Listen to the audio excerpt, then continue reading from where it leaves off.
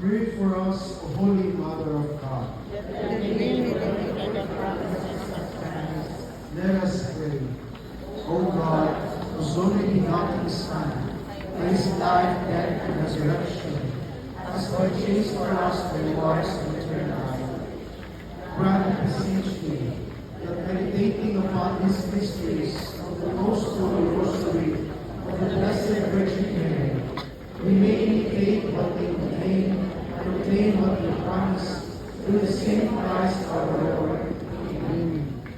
Eucharistic Heart of Jesus, Immaculate Heart of Mary, Pray for us. Saint Joseph, Pray for us. O Holy Family, Pray for us. and make our families holy. O Jesus, Mary, and Joseph, pray for us. Saint Jacinta Marco, Pray for us. Saint Francisco Marco, Pray for us. Venerable Lucia of Jesus of the Immaculate Heart, Pray for us. San Pedro Calungsod, Pray for us. San Lorenzo Ruiz de Manila, Pray for us. San Juan Nepomuceno, Pray for us. San Remigio, Pray for us. Archangel Saints Michael, Gabriel, Raphael, our holy guardian angels, our patron saints, all you angels and saints in heaven, and all you blessed souls in purgatory, pray for us and protect us always. Once again, dear Mother, allow us to thank you as we pray the angelic salutation.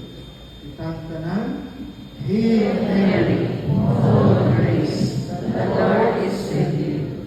Blessed are you among women, and blessed is the fruit of your womb, Jesus. Holy Mary, Mother of God, pray for us sinners, now and at the hour of our death. Amen. bless us, O Jesus, Mary, and Joseph, as we make the sign of the cross.